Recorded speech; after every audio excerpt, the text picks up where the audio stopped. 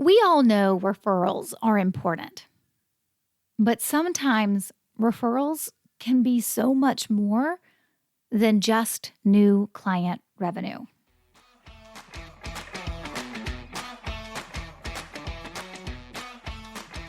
Hey there, and welcome to episode 305 of the Roadmap to Referrals podcast, a show about helping you build a referable business. I'm your host, Stacey Brown Randall.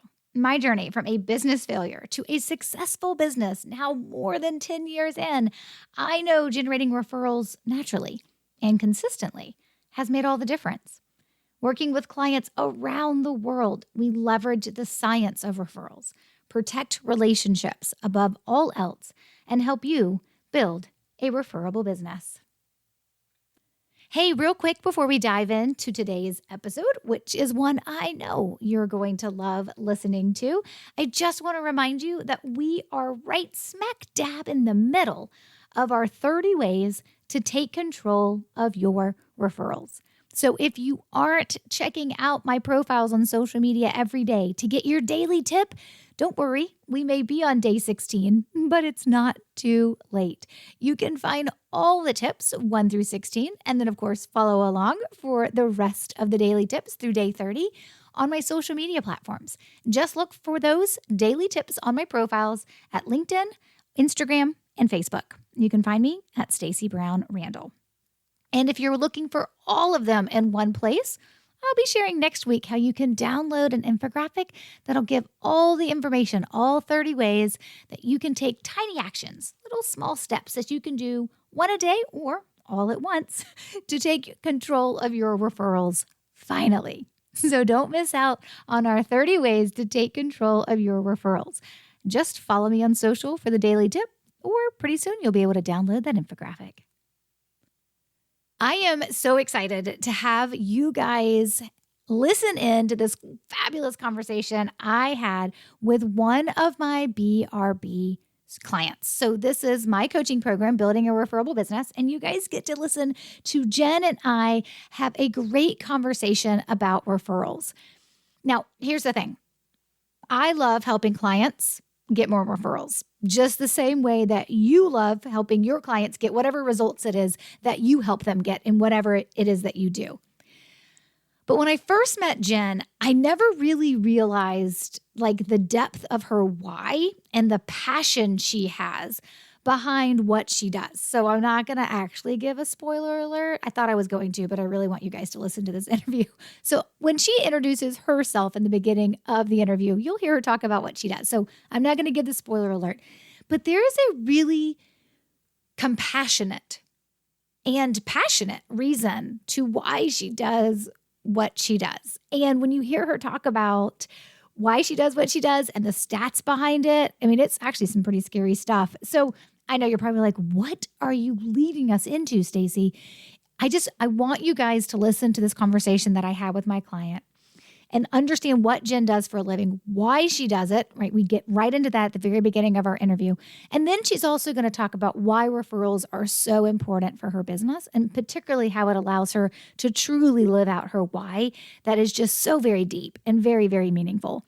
And then, of course, she's going to talk about the awesome success that she's having inside the program as well. So without further ado, here's Mystery Woman Jen.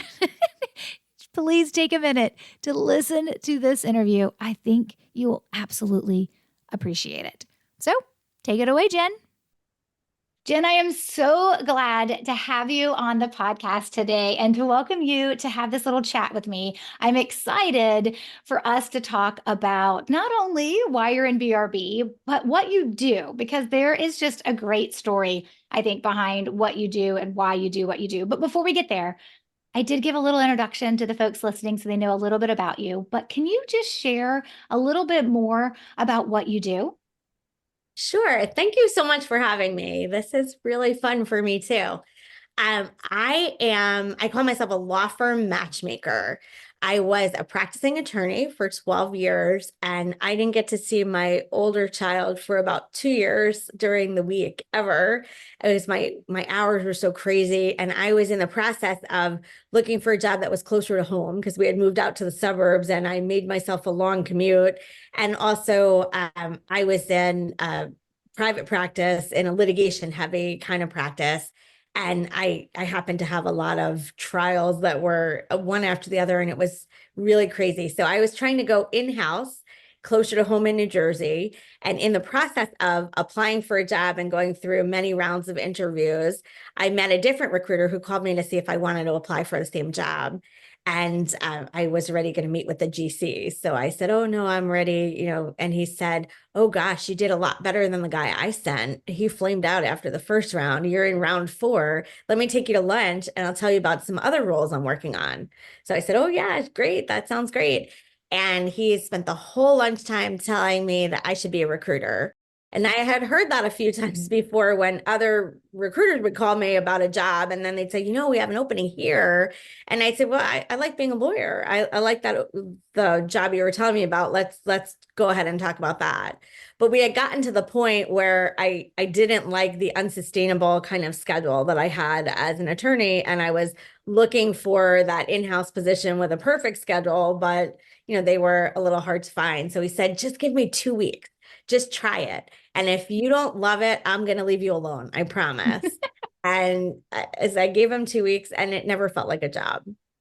I think that is so awesome. Like when I remember when you applied for the BRB program, I was like, lawyer matchmaker. I was like, I mean, I instantly kind of knew what it was, but I was like, that's just a really cool way to describe yourself. Like it was really awesome. So, of course, people know this, when you apply for any of my programs, I Google stalk you. Like I go check out your website, I go check out your social. Like I need to know you're a real human and someone I can help if we're going to make some big claims about your referral generation and the success you're going to have.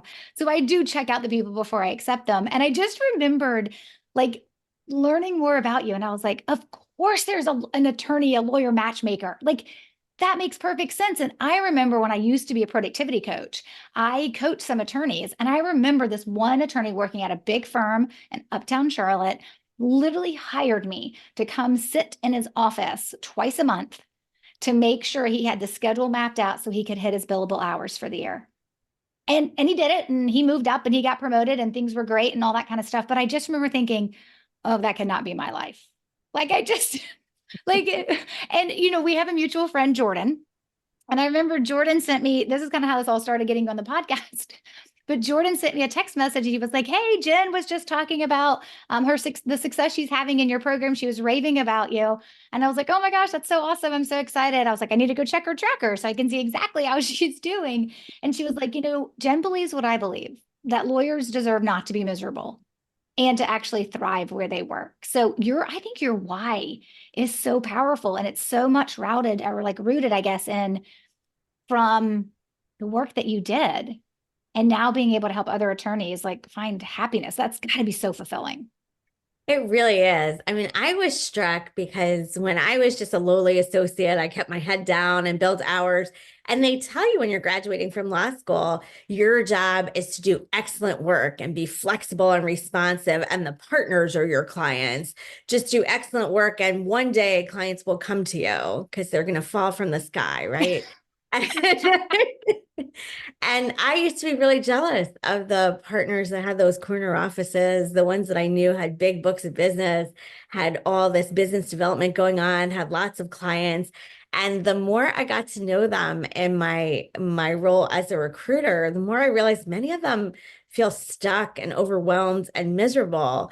And my superpower was being able to figure out if it was because they didn't like being lawyers, and I have other resources for that. I have many people to introduce them to, or because they were just simply at the wrong firm. And that's such an easy fix. And they didn't see it that way because they were in the middle of it. And they thought every firm was the same and it would be just as bad. And, I better stick with the devil I know, where I've built up some goodwill and this is how it is. I don't want to open a cupcake shop. I want to be a lawyer.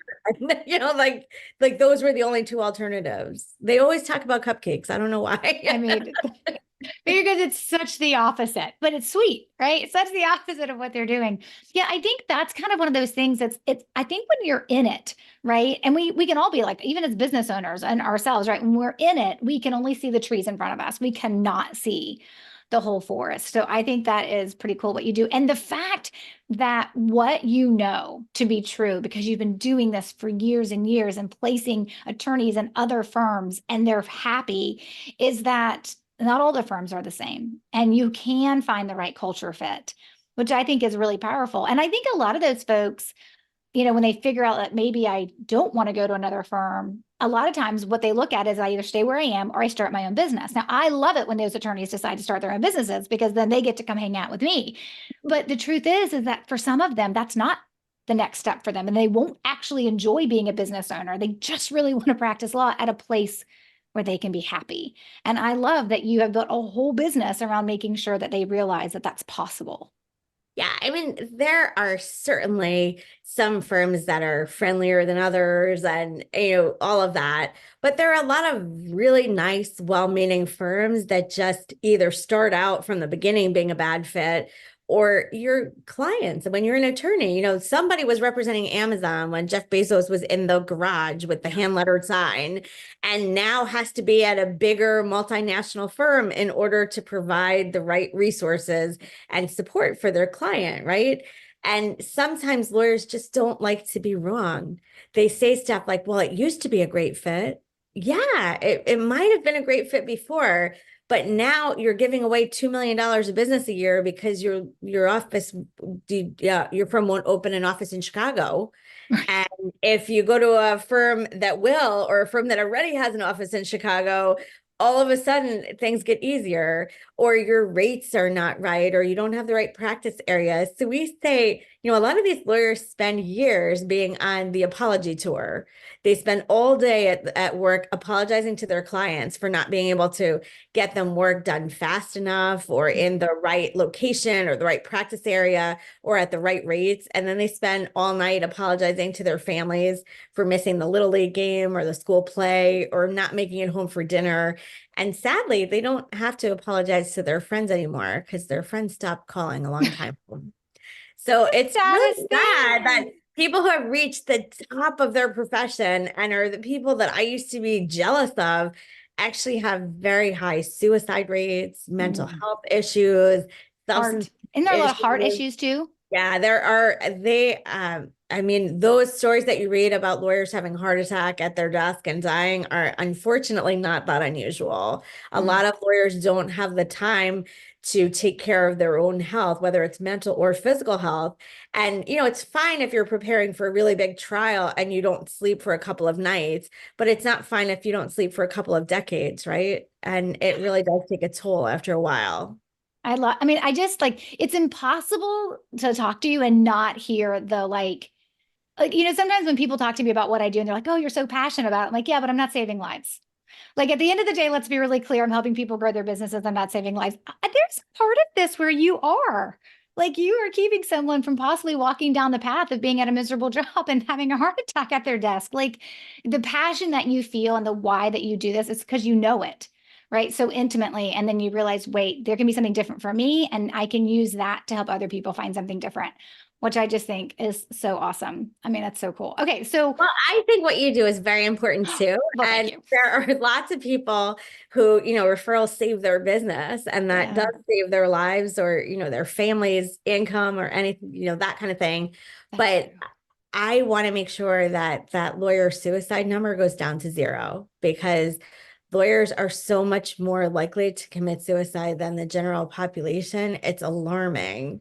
And no one's doing enough about it. I mean, we're finally thinking about mental and physical health, but this is still very alarming. And we have to make sure that it's not the same number next year. Yeah. It's going the right direction, which is down, not up.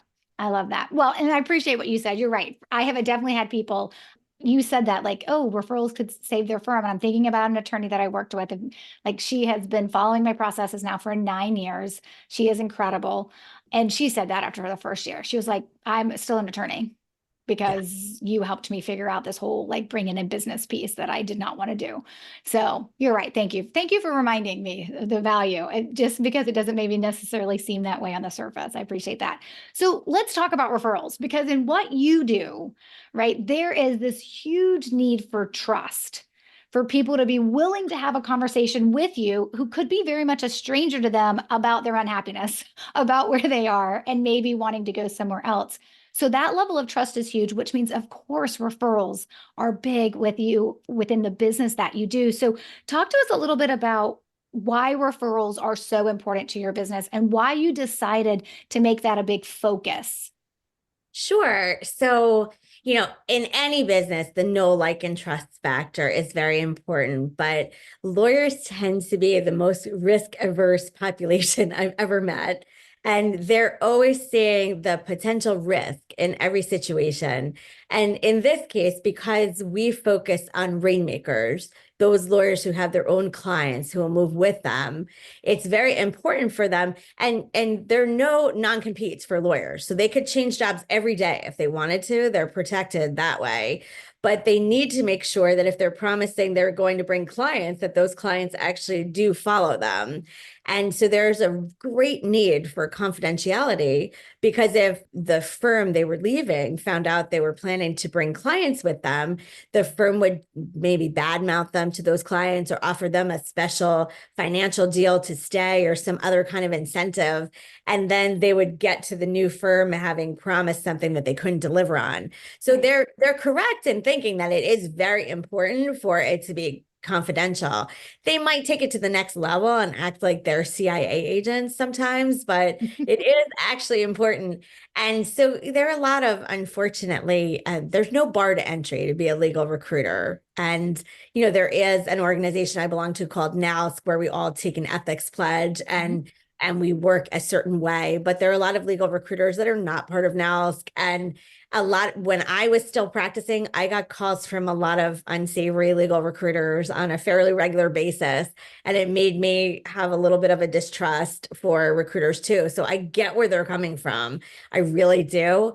It's just so much easier when it's a friend or someone they trust or a colleague who says, "Oh no, you can talk to Jen. It's okay." And, we offer a lot of advice and a lot of information that's unrelated to changing jobs. We are working on the 6 pillars of becoming a happy rainmaker. It's the 6 things that you can do in order to have an enjoyable, sustainable career as an attorney. And we are putting together some more resources than even we have already. But I spend a lot of time making introductions and giving people other resources, not just trying to get them to change firms.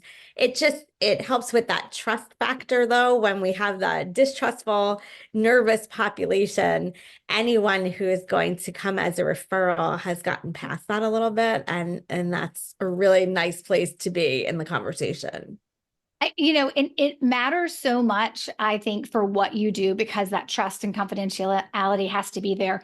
But it exists, right? That trust factor exists anytime someone is referred. And that's what makes them so powerful, right? And that's what people understand. They're like, oh, they show up and they already know they have a problem. They're willing to talk about it because they were willing to be connected to me. And so now we can actually have a conversation about the problem and if I can help them solve it, versus like the tap dancing, song and dance, me trying to figure out, do you even have a problem? Do you even know you have a problem? So that trust factor is huge in recognition. But for you, I think it goes that extra level into that confidentiality because they are scared to talk. They want to. They know they probably need to do something. But like you said, some are great at what they do and some aren't in your world as legal recruiters. And so that being able for a candidate to be referred to you just makes the whole process easier. And, when you think about the business that you've built, over the last number of years that you've been building this business, it's not like you haven't been receiving referrals. We didn't start from scratch. When you came into the program, it wasn't like, I've never gotten a referral. Like that was not the conversation we had.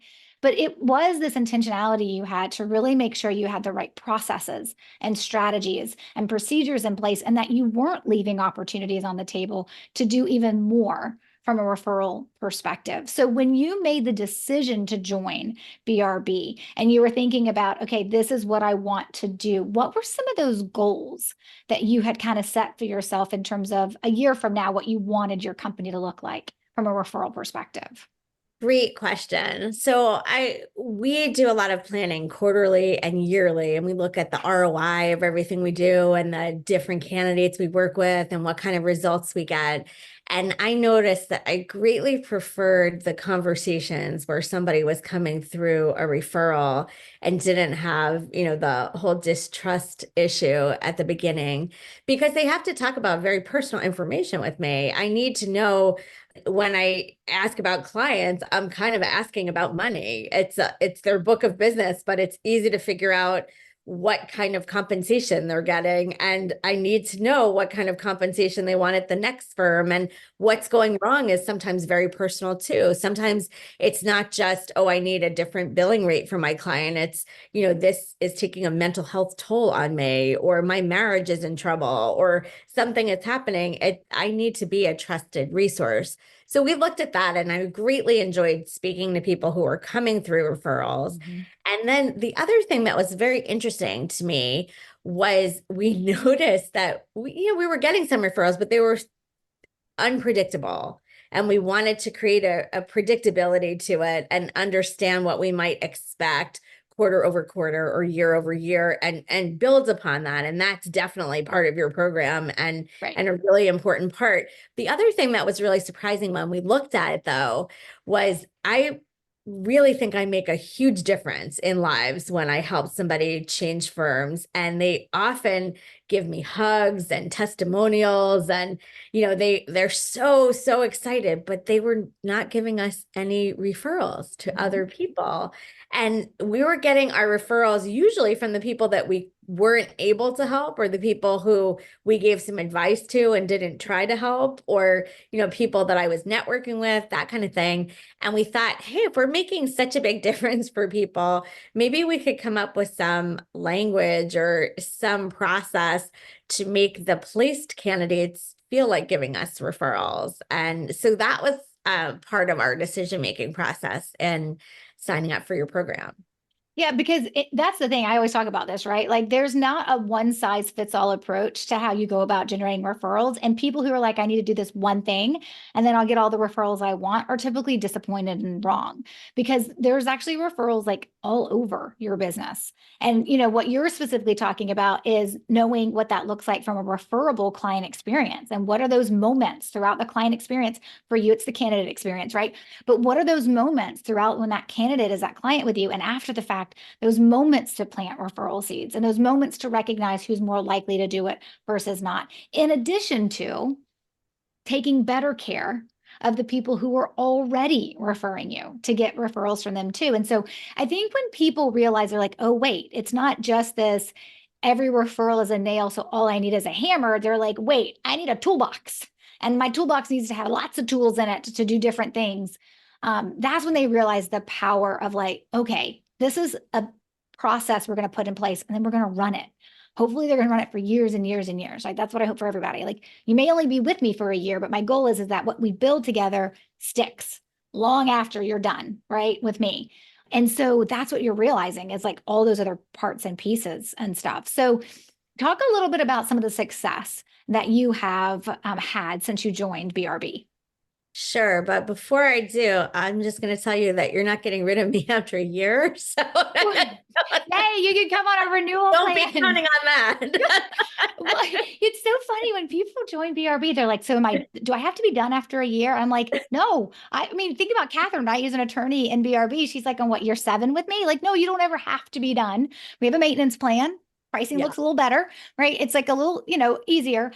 But that's the point, because I do know the things you're going to deal with in year 2 will be different from year 1, and year 3 will be different from year 1. So you're right. I love hearing that. That's awesome. And I just think that helps you stay with it as well. But thank you for saying that. I appreciate Definitely. it. And I must say, I've participated in other coaching programs before, and I do think that the maintenance program makes so much sense. There are a lot of other coaches that don't have that flexibility built in, and at some point people have to say, I can't afford to do this any more years. With your program, it's a little bit easier to just stick with you through the life of my business. So Yeah. expect that. But Thank you. I can't wait. I look forward to hanging out with Jen. We'll be hanging out together in our old age. It'll be awesome. And I think that's the like, what the cool thing is about being a business owner, and now I'm going off topic, but I know you can appreciate this since we're both one. It's the ability to figure out what your clients need and then just make it so. Yeah. Like when we did the first round of BRB, people were like, we're not done. I'm like, okay, they'll be done. But let's look at this and make this a win-win for all involved. And let's figure out what the maintenance plan, what the renewal looks like. And they're like, does that mean we get to keep coming to the retreat? Yes. Why wouldn't you come to the retreat? That would be weird. Like it's the ability to just be like, what do my clients need? Okay, great. That's what they need. Let me make it so. I mean, within reason and boundaries and all those kind of things, right? But yes, thank you for saying that. I appreciate that. Okay, so talk to us. I've been working on some really big projects Yes. over the time that I've been in your referral program. So I've only actually dug into the first part of it. Mhm. So we've worked on the referral sources we already have and coming up with a system and making sure that we were treating those referral sources correctly so that they might be inclined to refer again or perhaps more than one more time. And, we work on a small number of very lucrative projects every year. So one referral is worth so much to me. And, we had started and we looked back and we did notice that we had some referral sources already, but it was unpredictable and sporadic at best. And now I have a program and a way of looking at it and a process to follow.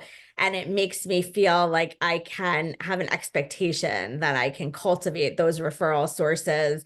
And, I don't know which one of them is going to refer on which day, but I have gotten extra referrals from those same sources.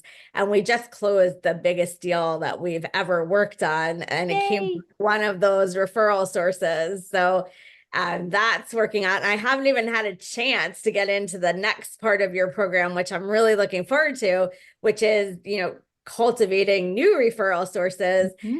And that would be the placed candidates that love to give me hugs and tell me how much better their lives are and give testimonials, but aren't really giving referrals.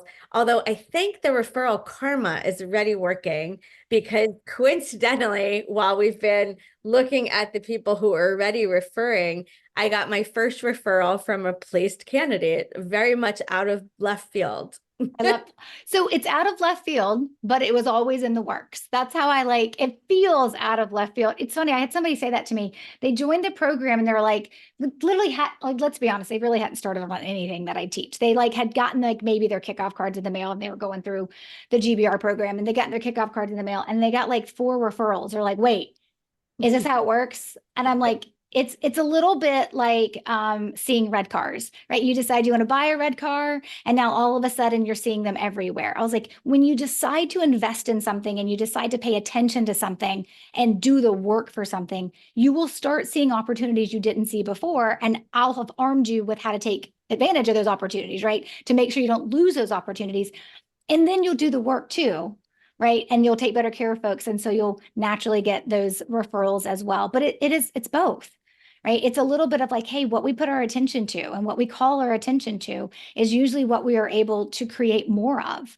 And it does work that way with referrals. And I think, but it's also strategies and language and tactics and consistency and all the things too. So I love that you have you've dug in, you've done what you could. I think capacity is really important for people to understand. You're not supposed to come in and be do it all in the first 90 days. A capacity of what you have going on in your business and then pulling the right strategies that you need and in the order. And that's why we do that onboarding call. Because when you told me, you're like, we got some things going on. And I'm like, well, we need to get some referrals coming. So let's start with our low-hanging fruit, which for you were the people who had referred you before. And it's working. And I love that. And it's so exciting. You closed the biggest deal from a referral with being in the program, which is fabulous. But then you know that there's more, but you can do it at your pace. And I think that's really important. When I first started the coaching program, it was actually 6 months.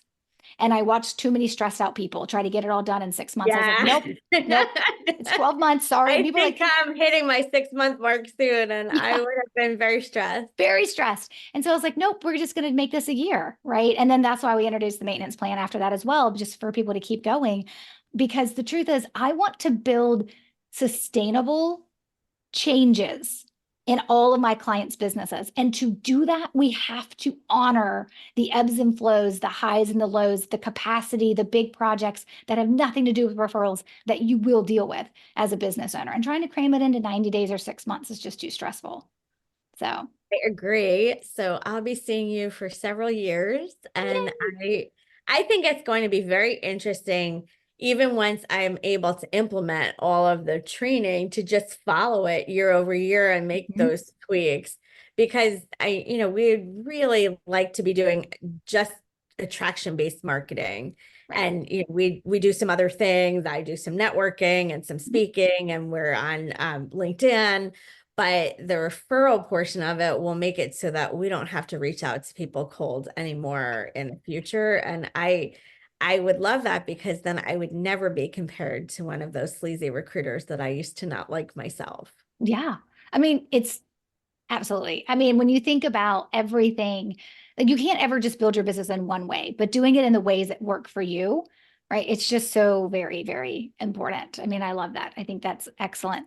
Okay, so let's wrap up by asking, let me just ask this one final question. So you've shared a lot about why you do what you do, why referrals are so important, and then of course the success that you are experiencing being in the coaching program. What would you say to a business owner who's listening to this and they're considering joining the program? What would you say as to why they should join the BRB coaching program?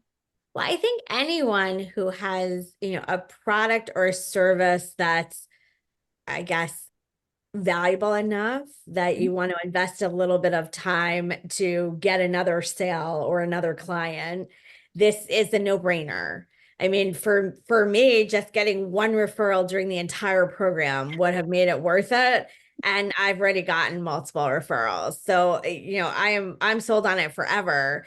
But for most people, I mean, the cost of the program is probably less than getting one new client or selling one more thing, and it'll give you something that you can use going forward in your business for the life of your business. I mean, I'll probably stick with you because I need a little more accountability, but for people who I know, for people who can learn it in 1 year and go off and use it forever, good for them. I mean, it seems that it's something that it is going to be useful for my business for the life of my business. And I think that it is a very small investment of time and money to get such a very large result. That is awesome. Well, thank you for sharing that. And thank you also for putting in the work, right? I mean, like, let's be honest, it doesn't matter how great the strategies are and what I teach, the processes and procedures and language and stuff. If you don't actually do it, like nothing happens. So I'm always just appreciative of the folks who join my program and then they take it seriously and they do the work at their own pace, of course, but they do the work. So thank you for being an I excellent might have student. been mumbling under my breath a little when I was doing those handwritten cards, but But that one referral that you got closed made all that handwriting but I angst have worth to it. say that was the most time-consuming moment of Yeah. it. And I got such very nice messages in return. People really appreciate those small touches, and all Mhm. the things that you asked us to do during the program. I had a real impact on the people who were receiving them. So I can see that I'm just going to not question it anymore and follow your advice. I love it. That is perfect. And I think that you should just do exactly what you said. Just follow it, make it happen. Yes. It's one of those things. It'd be one thing if I'd only been doing this for a year, but we're over a decade now. And it's all based on that science of like what actually gets someone's attention and makes them feel cared for. And then what actually helps them do the thing we want them to do in a way that doesn't feel like we're telling them to go do it. Like it is all interrelated as to how it works. You can't pick out one piece and be like, I'll just do this one thing and it'll make it all the same for results because it won't. So, well, Jen, thank you so much for spending time with me today. I really appreciate you being interviewed on this podcast and sharing other people, like not only what you do, but why you're a member of the program. Are there any final thoughts you want to share with our audience? Well, thank you so much for having me. It was so much fun. I would just say for anyone who is in the type of business where you could benefit from referrals, this is a no-brainer. But you had some really great free information on your website, which helps me to feel more comfortable. I think I did a free webinar with you or Yep. something. I was like, she knows what she's talking about. I had to show it to my marketing guy and get his okay. And he was like, oh yeah, you should do that. I mean, it's the best, most comprehensive referral system I've seen. And you actually came highly recommended from some people that I know, like, and trust. So I think the whole referral thing plays itself out and is a really great example. So I'd be happy to answer questions that anybody has if they want to know what it's like to be in the program. But I think anybody who's watching this and could use a couple more referrals should reach out. That is awesome. Thank you so much. I really appreciate it.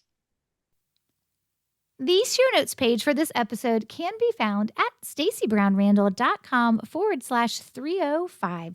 That's 305 for episode 305. And you'll be able to find the links to the resources that I mentioned in this episode, in particular, all of Jen's contact information. So you will be able to go follow her on LinkedIn or check out her website. Particularly, maybe you know somebody who needs her. You know, one of those rain-making attorneys at a law firm that's miserable. I would absolutely highly recommend you have them reach out to Jen, or better yet, just reach out to me and I'll help you make the connection as well. And of course, if you want to take Jen up on her call to action and join her in the Building a Referable Business coaching program, well, we would love to have you. Your first step is to check out all of the details of the coaching program and complete an application so that I can assess if you're a fit. Of course, there is no obligation to join once you apply, but I have to be able to assess if you're a fit, so that application will be your first step. To complete the application, just go to stacybrownrandall.com/referable. Or, of course, that can be found, the link to that, along with all of Jen's information, can be found on the show notes page for this episode, stacybrownrandall.com/305. All right, we are back with another great episode next week, created with you and your needs in mind. Until then, you know what to do, my friend. Take control of your referrals and build a referable business. Bye for now.